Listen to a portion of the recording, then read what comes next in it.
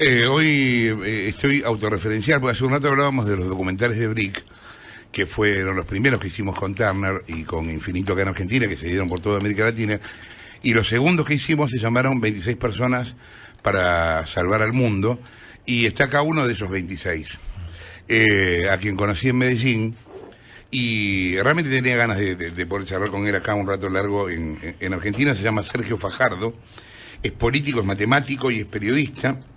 Hoy es gobernador de Antioquia por el Partido Verde y fue alcalde de Medellín entre el 2004 y el 2007.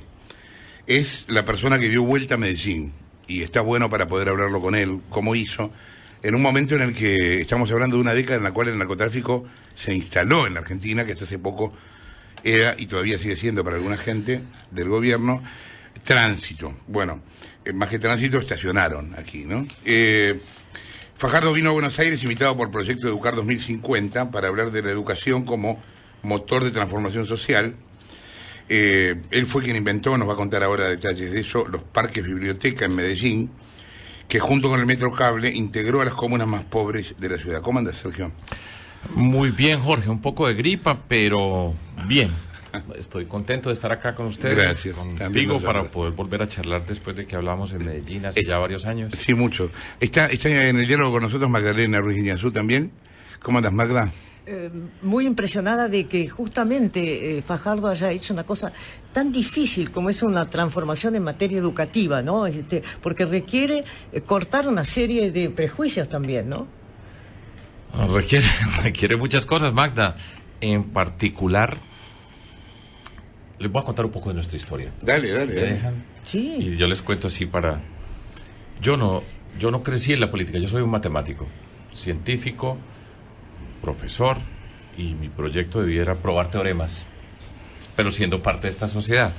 16 años atrás, con un grupo de personas amigas en Medellín, llegamos a una conclusión, que suena a trivialidad, y es: los políticos toman las decisiones más importantes de nuestra sociedad, gústenos a nosotros o no nos gusten. Y la otra era que nosotros éramos parte de esa sociedad que nos fastidiaba la política tradicional, que no pertenecíamos a ningún partido, pero queríamos cambiar la sociedad. Entonces, las expresiones nuestras llegaban hasta el punto de decir: hay que hacer esto, pero ¿quién lo va a hacer? Juntamos esas dos cosas, nos unimos un grupo de personas en Medellín y dijimos: vamos a participar en política, nos organizamos en un movimiento cívico independiente, vamos a llegar al poder y desde el poder vamos a transformar. Entonces, para poder hacer todas estas cosas, tuvimos que tomar esas decisiones y llegar al poder. Entrar a la política, yo nunca en mi vida pensé que yo iba a estar en Buenos Aires, Argentina, hablando de lo que estoy hablando en este momento. Podría haber sido más fácil que viviera como comentarista deportivo, pero... Vos sabés que hay una cosa que yo te pido que cuentes, que yo me acuerdo siempre de cómo vos empezaste, porque tampoco es que te presentaste y ganaste, te presentaste y perdiste. Sí, señor. Y nosotros empezamos en Medellín, y entonces, ¿cómo vamos a llegar a la ciudadanía? Y teníamos un grupo de personas que habíamos estudiado. O sea, nosotros, esto no es improvisado, de queridos, de simpáticos, no. Nosotros hemos estudiado la sociedad, sabemos qué problemas queremos resolver, la conocemos. Éramos personas yo vengo del mundo académico, del mundo de la cultura, del mundo del periodismo, algunas personas del mundo empresarial, y nos juntamos para hacer todo esto. Entonces nuestra forma de hacer la política fue: vamos directamente a las personas. ¿Y cómo se hace eso? Pues caminando, por caminar no cobran.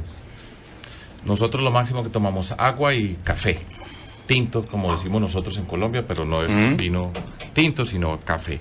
Y establecimos una forma de llegar a cada espacio de la ciudad, físicamente caminando, entregando un volante y conversando con las personas en el territorio.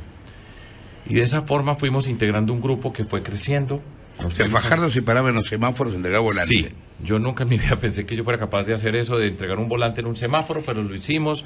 Nos inventamos una forma de construir unas pasacalles. Por ejemplo, cuando el semáforo se ponía en rojo, extendíamos una valla. Yo personalmente he entregado millones de volantes. A cada persona le decíamos: esta es nuestra propuesta, si te gusta, apóyanos. ¿Y qué decía la gente? ¿Se sorprendía o...? La gente, pues primero se sorprendía en general la reacción era amable, nosotros éramos únicos en ese momento y la forma como lo hacíamos, que es la clave, porque a usted le puede decir un asesor político, mire a los ojos, entregue el volante de tal manera, sonríe aquí, abrace aquí, dé un beso allá, todo ese tipo, eso está escrito, seguro que hay, pero nosotros lo hacemos por una convicción muy profunda. Entonces cuando nosotros entregamos el volante, estamos entregando un pedazo de la vida, esa es mi convicción. Y podíamos conversar con las personas y de esa manera, estoy hablando ya de hace 16 años, nos pusimos la ciudad en la piel, de verla, tocarla, sentirla, caminarla por lugares que yo nunca había caminado, en el corazón, que era profundamente lo que hacemos y es la razón porque estudiábamos. O sea, nosotros no estábamos para trabajar por la sociedad y teníamos el rigor académico que es fundamental. Y establecimos una relación transparente, de confianza, de ciudadanía. En esa época, fue en el año 2000, yo nunca había sido candidato a nada y con todo este grupo pues tampoco. Y no ganamos las elecciones, pero quedamos de terceros. Y establecimos un mensaje, una forma de relacionarnos con la ciudadanía. No le pagamos un peso nunca a nadie para que votara por nosotros. A nadie le hemos ofrecido nada distinto de esos principios, esas convicciones y eso que hemos prometido en el sentido de lo que soñamos. Y establecimos una base. Y continuamos. Entonces no ganamos. Yo nunca había sido candidato a nada, ni a la junta directiva del edificio. Y establecimos esa relación y construimos la confianza con la ciudadanía. Ya para la siguiente elección, barrimos en términos electorales, siguiendo por exactamente el mismo camino, el mismo tipo de campaña. ¿Por cuánto ganaron?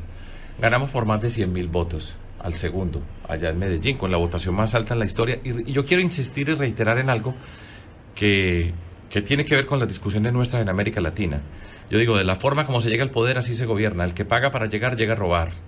Y nosotros ni pagamos ni compramos, sino que fuimos construyendo. Con la sola actividad política ya estamos haciendo una transformación de la ciudadanía. La política es una profunda herramienta de transformación cultural y nosotros la hicimos de esa manera.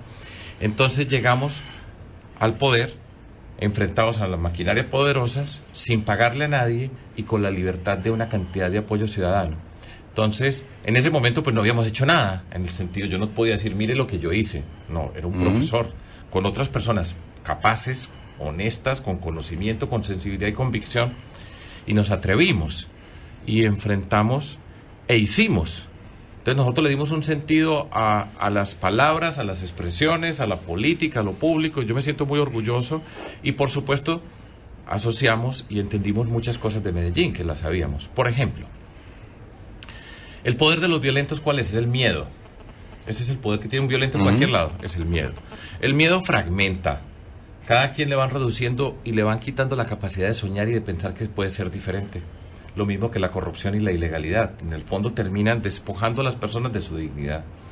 Nosotros sabíamos que teníamos que encontrar los nuevos espacios públicos para encontrarnos en Medellín, donde el narcotráfico pues tenía una presencia, la violencia ocupó espacios muy grandes. ¿Te acordás en ese momento cuando asumís qué cantidad de muertes por año había en Medellín? Por 100.000 habitantes. Estábamos cerca de los 80, 90. Pero Medellín tuvo momentos, a comienzos de los 90, de tener cerca de 300 muertos por cada 100.000 habitantes. Eso es una barbaridad. Sí, sí. Pero Colombia en general, Medellín en particular, ha mejorado sensiblemente en el tema de los homicidios y ha sido un avance costoso, doloroso, con lo que nosotros hemos enfrentado, pero hemos avanzado. Entonces, en el momento en que llegamos nosotros a Medellín, pues nuestro mensaje siempre ha sido de relación directa con las personas, de construir, de relacionarnos desde la dignidad de las personas, y llegamos y de esa manera gobernamos. Entonces sabíamos que teníamos que encontrar, retomo, los espacios públicos para encontrarnos, porque el miedo a cada quien lo encierra en su casa, lo fragmenta y lo somete. Nos teníamos que volver a encontrar un nuevo espacio público. Y decimos, pues lo más bello para los más humildes, le vamos a cambiar la piel a la ciudad. Donde está la destrucción, vamos a llegar con otros espacios. Es importante eso que decís, pongamos lo más lindo en los lugares más feos. Porque en general en los lugares más feos hay cosas feas. En general, ya que el Estado llega ahí, pongamos cosas lindas ahí. Exactamente, y eso se llama dignidad. Hay gente que dice, no, pero eso es cemento. Le dije, no, esa idea de que porque son humildes cualquier cosa es ganancia, la rompemos nosotros, y entonces entra la arquitectura como parte de la transformación transformación social, no como proyecto estético, sino de proyecto de dignidad política, y empezamos a construir los nuevos espacios. Pero ¿cuáles espacios estamos construyendo? El espacio, los parques biblioteca. Hoy en Antioquia son los parques educativos. Son sitios para encontrarse de una manera diferente. No son bibliotecas en el sentido tradicional, sino sitios de encuentro comunitarios. Pero allá está el auditorio, está la educación inicial, está todo para el emprendimiento, puede llegar el Hay cine. bancos para emprendedores chicos, ¿no? Y se acerca, entonces ahí está el centro de emprendimiento social en la zona, en los barrios más humildes, está la mejora de las escuelas, está el proyecto de becas para la educación superior, está el presupuesto participativo, y entonces nosotros empezamos a llegar a ocupar los espacios y a conectar pedazos que nunca se podían conectar, porque la violencia, repito, fragmenta y encierra. Entonces vamos conectando, vamos pegando y vamos llegando con toda una forma distinta de relacionarnos. Éramos los mismos que habíamos caminado por allá tantas veces y ahora estábamos caminando. ¿Cuántos parques de biblioteca hicieron en Medellín en tu gestión? Cuando yo estaba de alcalde eran 5, en 5 sitios claramente señalados de la ciudad por lo que significaban. Hicimos el Parque de la Ciencia en la ciudad, que es un punto de encuentro, los jardines botánicos, los centros de cultura, pero todo eso iba asociado con lo que nosotros éramos como personas, porque uno puede hacer un parque, cualquiera puede hacer un parque. Si tiene recursos, hay un buen arquitecto, hace un parque.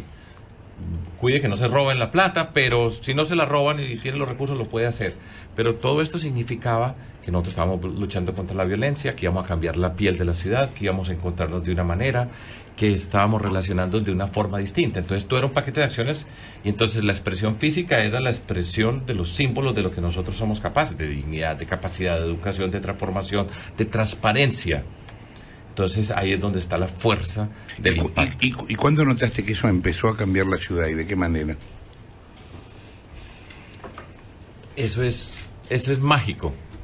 Y yo todavía no me dejo de sorprender. Ahora como gobernador de Antioquia estamos haciendo 80 parques educativos, pero ahora Antioquia tiene 125 municipios por concurso. ¿Cómo participa la comunidad? Es el lugar donde está el emprendimiento, es donde está la tecnología, donde están las maestras y maestros en los pueblos.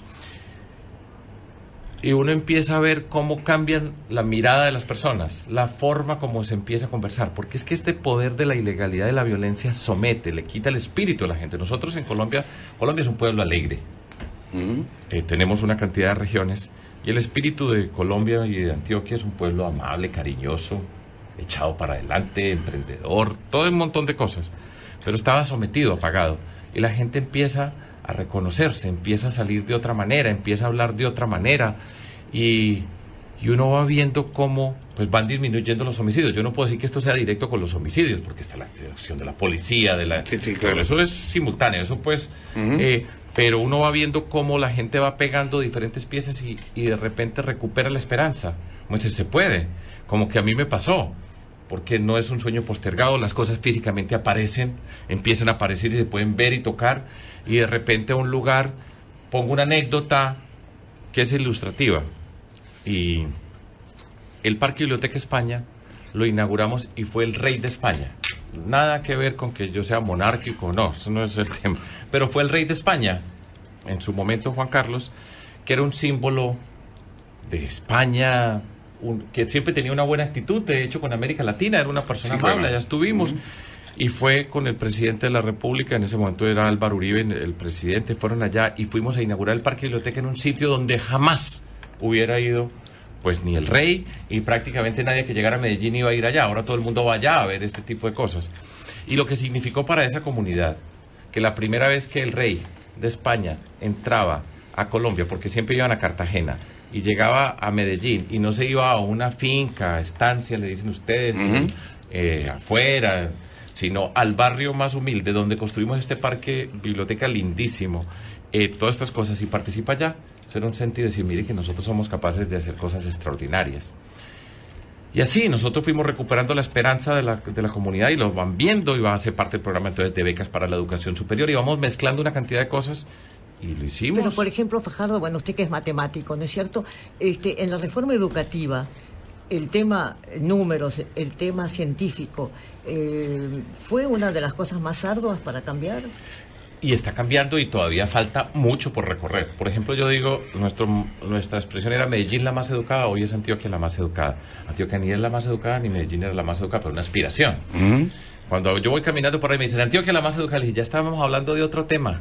Ya la gente está hablando, está incorporando la palabra educación, además de educación, entendida como tú dices, Educación, ciencia, tecnología, innovación, emprendimiento y cultura, donde la gente desarrolla sus capacidades. Porque cuando a uno le despojan la dignidad y le quitan la capacidad de pensarse, entonces está sometido a la limosna o el favor o el miedo. Y nosotros estamos hablando a la gente, nosotros somos capaces de transformarnos. Entonces empezamos a hacer una transformación. Nos toca cosas tan elementales como esta. Estudiar vale la pena. Dice, bueno, pero pues qué genios estos, pues venir hasta Buenos Aires a decirnos que estudiar vale la pena. Pero es que el sentido de nuestras comunidades, en muchas partes, la deserción escolar antes de terminar el bachillerato. Para muchas personas la educación pierde sentido, no es un vehículo de movilización la crisis social. Económica, etcétera. Es que todo si eso gente, se pierde. Si la gente hoy te dice, en base a su propia experiencia, estudiar no vale la pena, tienen razón de mucha manera. Lo que pasa es que en el fondo sí lo vale, pero si la gente se juzga por su experiencia propia, hoy mucha gente que no ha estudiado nada gana miles de millones y otros no ganan nada y han estudiado, y hay universitarios que hacen reparto de panadería y otros que tienen taxis, digamos. Tiene que ver con una crisis de valores en general. Ustedes lo que están rescatando, me parece, es eso, ¿no? El sentido es, en nosotros, a mí me gusta explicarlo de esta manera, a ver si soy capaz acá con ustedes. Nosotros vivimos, nuestros 3 temas son las desigualdades sociales entre personas y entre territorios. La violencia, la cultura y la ilegalidad que tiene la corrupción como capítulo estelar. Una imagen que a mí me gusta poner. Para muchas personas en Colombia, Colombia es profundamente desigual. Profundamente. América Latina es desigual y Colombia está a la cabeza. No quisiéramos estar a la cabeza, pero así es. Para muchas personas se sientan en una esquina y miran al frente y lo que ven es un muro muy alto y sellado, infranqueable. Es el muro de la desigualdad. Saben qué hay detrás del muro, pero mirando al frente dicen, ¿yo cómo hago para pasarme por este muro? Al lado de ese muro hay una puerta muy grande, y es la puerta del mundo de la ilegalidad. El narcotráfico abrió esa puerta en unas dimensiones colosales. En todas partes hay puertas. En Suiza hay una puerta, pero es pequeñita. La nuestra es gigantesca porque el narcotráfico dijo, pues mire, sabe que entre por acá y usted no tiene que escalar ese muro, que no tiene ni idea cómo lo va a escalar, sino que entra por acá y ya de una vez llega el muro. Y tiene una riqueza y una cantidad de cosas. La ilegalidad. Entonces nuestro reto político es, ¿y cómo hacemos entonces? ¿Cómo cerramos la puerta de la ilegalidad? Y para cerrar la puerta de la ilegalidad hay que romper el muro y hay que abrir puertas sobre ese muro sellado. Son las puertas de las oportunidades. Y donde esté mirando, para poder, cuando usted empieza a abrir puertas distintas a la ilegalidad, aparece la esperanza. La gente no tiene que sentirlo inmediatamente, la gente tiene que decir, hay una puerta para mí. Cuando empieza a ver que hay una puerta para cada persona, dice, yo puedo pasar por allá. Y la gente es capaz de transitar, pero usted tiene que crear las condiciones. Y el punto de partida para poder ese tránsito es la educación. Si no va con una educación de calidad, para ser parte del mundo, pues no va a llegar a ninguna parte. Entonces, tenemos que decirle a la gente, estudiar vale la pena.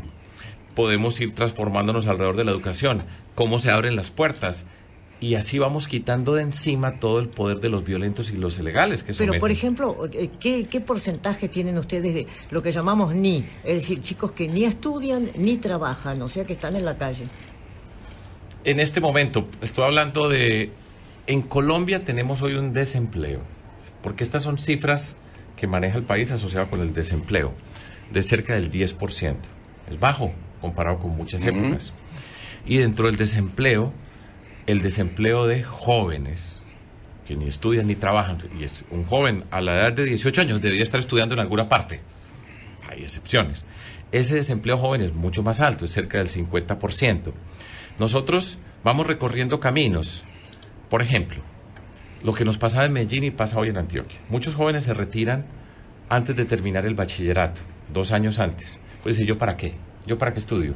O porque no veo oportunidades, o porque puede pensar, mire, pues estos hacen esto y de una vez por esa puerta... Aquí la deserción del bachillerato es 50%. Eso es una fatalidad, porque el que no termine bachillerato es como si está firmando una carta, dice, firmo que seré pobre por el resto de mis días. Pero entonces, ¿cómo hacemos que la gente se quede? No estoy hablando todavía de que mejoren en matemáticas, razonamiento lógico, sino que no se retire. Entonces nosotros creamos las condiciones. Por ejemplo, en Colombia cada lugar tiene su contexto y sus acciones. Entonces creamos un programa especial de becas para jóvenes, el programa Jóvenes con Futuro, una educación para jóvenes que se habían quedado rezagados, pero cómo trabajamos con ellos para desarrollar ciertas competencias y tener oportunidad laboral. Y entonces la gente empieza a pensar, dice, yo puedo hacerlo. yo puedo seguir en esto. Cuando se logra eso, cuando desde la familia empiezan a decir, hijo mío, tú puedes estudiar, mira que hay becas, que puede sonar trivial en una parte, pero para nosotros es extraordinario. Entonces, de esa manera la gente empieza a no retirarse del colegio. Por ejemplo, pongo un ejemplo de Medellín hoy y de Antioquia. Cuando nosotros entramos en Medellín, la deserción escolar era cerca del 50%, como está señalando. En ese nivel. En ese nivel. Antes de terminar el bachillerato, ni siquiera Sí, pues sí. como le fue en las pruebas PISA, no, sino se salía. Y después, hoy, ya la deserción escolar era el 50% y hoy es el 15%. Eso es muy impresionante, porque cada joven que se retira queda en una esquina y queda mirando para el muro. Claro. No, las personas por el hecho de ser pobres no significa que son delincuentes, ni más faltaba, pero cuando aparecen las oportunidades y van apareciendo de una manera y no encuentran hueco o puerta para entrar por el muro, pues esta puerta se hace más grande y usted se sienta todos los días y va mirando para allá, cada día la ve más grande. Entonces fuimos creando todas esas condiciones y cuando la gente empieza a ver que hay una oportunidad para mí, la gente se transforma. La gente no tiene que responder a estímulos negativos, pero tiene que verlo, tiene que sentirlo, tiene que creerlo y empieza a hacer ese recorrido. Entonces vamos haciendo intervenciones de toda forma. Al mismo tiempo arreglamos las escuelas, las hacemos las más bellas. Si yo quiero que la educación sea el motor de la transformación, pues el lugar más especial de nosotros tiene que ser la escuela y tiene que ser la más linda del planeta. Fajardo, colombiano, político, actualmente gobernador de Antioquia por el Partido Verde y ex alcalde de Medellín entre el 2004 y el 2007. Hablábamos de cómo su gestión y las posteriores cambiaron Medellín. Vos sos de Medellín, ¿no? Claro, soy de Medellín. ¿Sabés qué me interesaba que contaras, si se puede, o si recordás cómo fue? ¿Cómo se fue instalando el narcotráfico en Medellín? Porque tengo la sensación de que la instalación del narcotráfico nunca es de golpe, nunca llega y se instala, sino que es gradual y la gente se va acostumbrando a convivir con eso. Yo soy de Medellín, pero esto es por fortuna. A mí no me tocó vivir en Medellín la forma como llegó el narcotráfico, porque yo terminé el colegio, me fui a estudiar a Bogotá y después me fui a hacer un doctorado. Entonces a mí no me tocó vivir lo que muchas personas vivieron, que fue verlo. Yo no lo vi. ¿Y qué te contaron? Pues era la sensación creciente de cómo se iban ocupando los espacios, iban apareciendo unas personas que traen una riqueza monumental, espontánea, que empiezan a comprar de todo y se va asociando. Al principio hay una sociedad que reacciona como pasa siempre con la magia, ¿cierto? Porque además a los narcotraficantes les decían los mágicos, porque parecía magia y gente que colaboraba dentro de todas esas cosas, y va apareciendo la violencia que siempre es consustancial a ese mundo criminal ilícito. Hay una imagen inicial, pero después empieza a aparecer la violencia y empieza a aparecer la muerte por la ciudad. Entonces empieza a aparecer el miedo y cada quien empieza a tener una historia de alguien que... Tengo la sensación de que la gente al comienzo por lo menos mira para otro lado, porque todos saben que tal edificio que están construyendo es lavado de dinero, todos saben que tal cosa tiene que ver con eso. Eso es parte de las cosas. Y a nadie le preocupa, o parece preocuparle, ¿no? Eso es cierto y nunca nadie prevé las cosas o alcanza a mirar la dimensión de lo que está ocurriendo y miran para otro lado o se benefician directamente de algo mágico. De repente es como si estuviera cayendo plata del cielo, pero esa ilusión es breve y después pues lo que nosotros hemos vivido, Medellín, nosotros en Antioquia somos muy orgullosos de ser antioqueños y un reconocimiento, un sentido de pertenencia, todo ese tipo de cosas. Pero lo que nosotros hemos un par de visto preguntas muy básicas sobre Antioquia. Adelante. ¿Dónde está Antioquia? Antioquia está... Te pido disculpas por mi brutalidad, pero... No hay problema, yo siempre lo explico. Mire, recuerden que Colombia está en Suramérica, el sitio que empata con Centroamérica en Panamá es Colombia. Y en esa parte donde Colombia empata con Panamá, ahí al lado está Antioquia. Antioquia es un departamento grande, es el departamento más poblado de Colombia, somos cerca de 6,5 millones de habitantes. 64,000 kilómetros cuadrados. Antioquia es más grande que Panamá, que Costa Rica, que Nicaragua, que El Salvador, para hablar de países. Y en población, pues tenemos 2 veces a Uruguay, Finlandia, Dinamarca.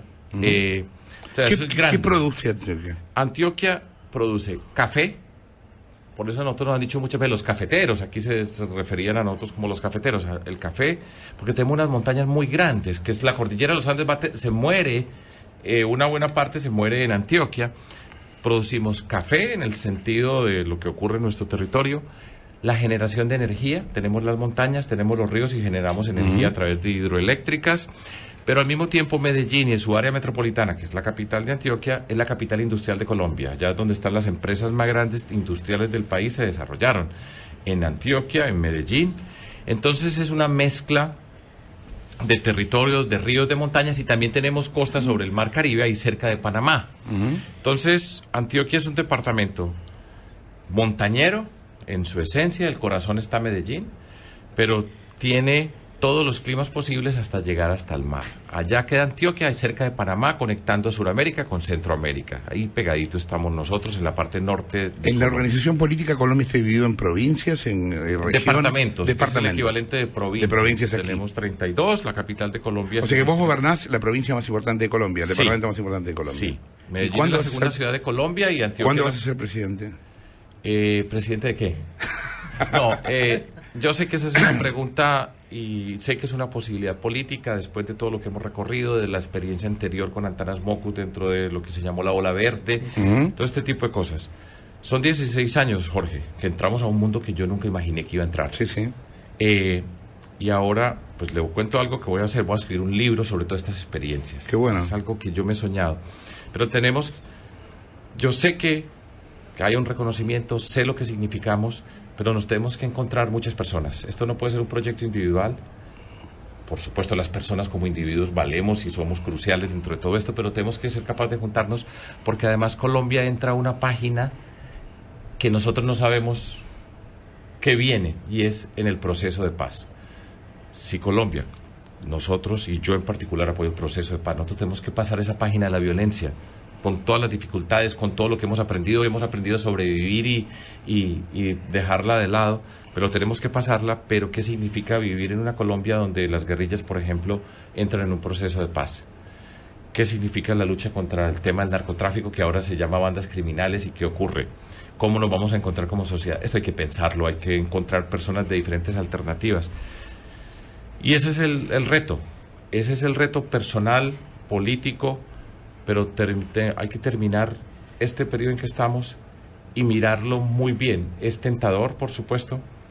Yo no tengo la menor duda de que lo que hemos construido y aprendido, porque esto es un aprendizaje muy grande dentro de todo esto, tenemos un muy buen equipaje para muchas cosas, pero también tenemos que madurar en términos políticos o para decir, bueno, ¿cuánto nos vamos a encontrar para esto? ¿Qué hubo detrás de la decisión de Maduro de expulsar a los colombianos?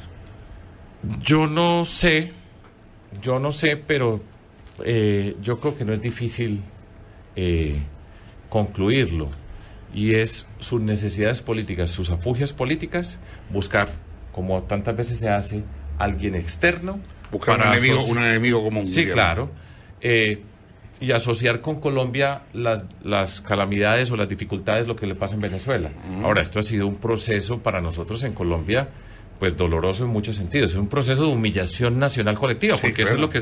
Ustedes tuvieron la guerra de las Malvinas, para poner algo así por el estilo. Sí. Es una indignación colectiva. ¿Cuántos colombianos deportaron? Más de 1000, han deportado más de 1000, pero se han regresado otros. Pero es que en Venezuela viven 5 millones de colombianos. 5 millones de colombianos. Porque esto ha sido por mucho tiempo. Entonces, es una... Y hay muchas personas colombianas que son venezolanas, que tienen su familia. Sí. Entonces, eso ha sido... ver para nosotros la imagen de unas personas pasando el colchón con 3 sillas, un río, con una señora y los niños porque los echaron, eso pues donde esté es una imagen de humillación e indignación. Esto se tiene que resolver conversando los dos presidentes, no hay otra. Y ya llegaremos. Ahora es una lección muy dolorosa y ha sido, pues sí, dolorosa es la expresión para nosotros en Colombia, pero yo creo que Maduro con eso no gana nada. No ganó nada, suscita cierta pasión, seguro que hay que hacer arreglos en los términos fronterizos, etcétera, pero lo que dio fue una lección de indignidad monumental, que yo creo que los réditos políticos que esperarán algunos no se le van a dar. ¿Qué nos separa a ustedes en el Partido Verde de los populismos latinoamericanos? Bueno, lo que pasa primero es que me separa a mí el Partido Verde dentro de todas estas cosas, porque nosotros, hablo desde el caso nuestro, para no hablar por más personas, porque nosotros arrancamos como un movimiento cívico independiente. Nosotros nos indignamos hace 16 años cuando dijimos, bueno, llegó y vamos a participar en política, vamos a llegar al poder. Pero nosotros hemos gobernado. Claro. Es que yo fui alcalde, Alonso Salazar fue alcalde, soy gobernador, y nosotros hemos demostrado qué significa tener principios, que lo que estamos diciendo lo hemos hecho. Entonces, nosotros no apelamos a la necesidad para aumentar nuestro capital. Nosotros apostamos a la civilidad, a la ciudadanía, para relacionarnos de una manera, a la dignidad, que es distinto. A propósito, perdón, sí. ¿Y cómo es la situación de la mujer en este momento en Colombia? Pues la mujer en Colombia ha mejorado también sensiblemente. Y nosotros, estoy hablando de nuestro proyecto político, desde el primer día apuesta por el desarrollo de la mujer como protagonismo. Eso lo puede decir cualquiera. Como sí, el tema es hacerlo, ¿no? Ahora, ¿qué hemos hecho y cómo hemos gobernado y cómo participan las mujeres? Doy un ejemplo que a mí me gusta porque es bien significativo y lo hicimos nosotros. Primera acción de gobierno. En Medellín, cuando yo era alcalde, no hay un peso público para reinados de belleza. Estaban financiados con recursos públicos, ¡pum!, se acabaron. La gente decía, ¿cómo así? Que este alcalde se enloqueció, Medellín, ¿cómo así? Que ni un peso público para reinados de belleza. Y creamos el concurso de Mujeres Jóvenes Talento, que era mujeres desde la cultura, del arte, del deporte, de diferentes actividades, las reconocíamos en la edad de las reinas de belleza, pero eran reconocidas y podía participar todas las comunas, todos los lugares de la ciudad podían participar, no por la condición social ni por su belleza física. Vos sabés que la otra vez hablábamos del tema y nos preguntábamos cómo es posible que se premie algo involuntario, porque la belleza es por completo involuntaria, digamos, la idea es premiar algo voluntario. Pero una sociedad que le da valor a ese involuntario, a esa apariencia física, y se convierte en un símbolo de poder, Entonces hicimos el concurso Mujeres Jóvenes Talento. Pues hoy, 11 años después, ya lo hacemos en toda Antioquia, en todos los pueblos de Antioquia. Es una cultura muy machista, sociedad con la reinado de belleza, no necesariamente perversamente diseñado, sino culturalmente acendrado, una forma de relacionarse con las mujeres, y esa es una forma de dominación de las mujeres, donde tú vales porque tienes que tener una belleza. Y la gran mayoría de los que han ganado esto, lindísimas, porque el problema no es, a mí me decían, no, es que a Fajardo no le gustan las mujeres bonitas. Y es, son famosas no es las colombianas. Son muy lindas y hay unas mujeres muy hermosas, pero profundamente inteligentes y activas dentro de todo esto. ¿Pero en qué área, por ejemplo, notaste más concursantes, llamémoslas así? En todas, en el deporte, hay mujeres deportistas que se han destacado. Por ejemplo, empezamos a destacar en la actividad científica, que habitualmente en el mundo de la ciencia, y eso es parte, seguro que por acá han discutido acerca de las controversias asociadas con el desarrollo científico, el científico inglés que hace 3 meses dijo que las mujeres no pertenecían a ese mundo, todo ese tipo de cosas. Pero van apareciendo en el liderazgo social, las mujeres han sido muy importantes. En las épocas, aquí tenemos alguien que fue un símbolo de movilización social de las mujeres, que fueron las Madres de Mayo. Las mujeres en el mundo de la violencia, en toda esta destrucción, las organizaciones de mujeres jugaron un papel muy importante como resistencia y sobrevivir a la arremetida de esa violencia, que es una violencia masculina en todas estas formas. Entonces, están en todas partes. Les cuento lo siguiente, por ejemplo, tenemos un programa que se llama Mujeres Digitales. Ustedes pueden entrar a mujeresdigitales.com y es como usar la tecnología en el empoderamiento de las mujeres, de la participación, como participan las maestras, las mujeres públicas, en el sentido de que tienen cargos públicos y tienen decisiones públicas, las mujeres jóvenes talento, y vamos construyendo una red. Tenemos programa Política para Mujeres, que empiecen a participar. En general hay un programa en la gobernación que se llama Mujeres sin Miedo, a hablar, sin miedo en el sentido de la seguridad, sin miedo a participar en lo público, en fin. Nosotros le hemos apostado al desarrollo de las mujeres, tomando ese tipo de acciones. ¿Cómo fue pasar de Medellín a Antioquia en cuanto a volumen, ¿no? ¿Con qué te encontraste nuevo como Es gobernador? Extraordinario, Jorge. Medellín es nuestra capital. Nosotros estamos en las montañas, pero Antioquia es diverso, tan diverso como es posible encontrar, como Colombia. Entonces, ser alcalde de Medellín significa manejar un presupuesto muy grande y estar físicamente y ver todo el territorio y tomar las acciones e irlas directamente al alcalde. Ser gobernador significa entender todo un territorio vasto, más grande que un país, con muchos países, con más población, y ser capaz de llegar a todos y cada uno de los rincones. Y en cada lugar hay un alcalde, y los alcaldes vienen de diferentes partidos políticos. Y cómo llegamos para trabajar con una persona que tiene autonomía en su territorio, y cómo somos capaces de encontrarnos, por ejemplo, alrededor de la educación como motor de la transformación. Un programa de liderazgo, de entender las diferencias, los colores. Nosotros tenemos todos los colores posibles en Antioquia, en Colombia. Y cómo entender que cada lugar tiene su cultura y pueden estar a 15 kilómetros y son diferentes. Y cómo reconocerle a cada quien su identidad para transformar. Es muy extraordinario, es muy diferente.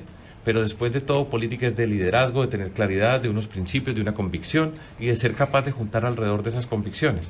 Por ejemplo, yo gané la gobernación de Antioquia como candidato, cerca de 1 millón de votos, en el segundo 500.000. Los barrimos, sin pagarle un peso a nadie. Y llegamos a gobernar con alcaldes, la mayoría que estuvieron en contra mía en esas elecciones. Así que no se preocupe, usted es la persona más importante de su pueblo, fue escogida y con usted vamos a trabajar. Seriedad y respeto. ¿Cómo establecemos la regla para asignar los recursos? Que se vea todo peso que nosotros entregamos. ¿De qué manera trabajamos con cada uno y establecemos unos acuerdos públicos? Y rompemos con esa idea de que usted es mi amigo, entonces usted y yo nos vamos a encerrar en un cuarto oscuro, venga que le voy a dar tal cosa y entonces en las elecciones me va a apoyar a mí, el contratista es este para estas obras. Rompemos con todo eso y establecemos una relación de respeto distinta. Y de esa manera, toda una ciudadanía que votó en forma masiva por lo que nosotros representamos en cabeza mía como candidato en ese momento, llegamos de una manera diferente a establecer las relaciones políticas y públicas. Entonces ya es otro problema, pero en el fondo es cómo se entiende la política, cómo se entiende lo público, qué significa dignidad, qué significa capacidad, qué significa reconocer a las personas y qué significa construir. ¿En qué año asumiste como gobernador de Antioquia? 2004, en enero. ¿Y el periodo fue de cuánto tiempo? Termina hoy, el 31 de diciembre, este 31 de diciembre. Entonces voy a escribir un libro, espero que aquí vengo a presentarlo a Buenos Aires. Sí, claro. Tengo la primera frase del libro. A ver. La primera frase es: el 5 de noviembre de 1999 a las 4 de la tarde cambió mi vida. Está bien, y es así, ¿no? Esa es. Y cambió. ¿Quién te avisó? ¿Quién te avisó que había cambiado mi vida? Sí. La vida. Sí, claro. Me dijo, cambiamos. ¿Tenés melancolía por la matemática? ¿Extrañás un poco? No, yo adoro las matemáticas, pero en el fondo yo sigo siendo un matemático. Yo estoy explicando permanentemente. Mi forma de entender el mundo, hablo en términos personales, que se traduce a la política, es cuáles son los temas, cuáles son los problemas, qué significa ser coherente, qué significa ser consistente, que es la lógica. Seguir razonando desde la matemática. Exacto, mi razonamiento es un razonamiento matemático. Y el espíritu también, y eso marca una diferencia en la política. No quiere decir que me haga mejor o peor, pero cuando yo decidí estudiar matemáticas, es un idealista, es ser un profesor, ser un científico, probar teoremas, y llegar a la política y entender la relación con el poder desde la misma perspectiva. A mí me dice, usted es un idealista, un soñador, y dije, no tenga la menor duda. ¿Cuántos años llevas de política, Sergio? 16 formales. ¿Qué aprendiste? Aprendí varias cosas, pero una muy importante es la transparencia. La corrupción, para mí, es una empresa criminal, más difícil de combatir que el narcotráfico y que las guerrillas. Estoy hablando de un colombiano que ha estado en el poder y que sabe, y que yo creo que la clave para construir todo esto es construir la confianza de la ciudadanía, y para eso se necesita la transparencia. Eso es yo lo aprendí, yo lo sabía cuando entramos, pero verlo, sentirlo. Otra que te conste, que me lo vivas, consta, claro. Y lo repito todos los días y es una lucha permanente. Esa es una. Otra cosa muy importante, cuando la gente se reconoce desde la dignidad y hay reconocimiento y respeto, la gente se transforma, las personas y las comunidades. De eso no tengo la menor duda. Yo soy un profesor. Yo creo profundamente en la capacidad transformadora de todas estas cosas. Y ese par de lecciones, personas valiosas hay en todas partes, y saber encontrarnos en ese terreno. Pero después de todo es esa convicción profunda en la dignidad del espíritu humano.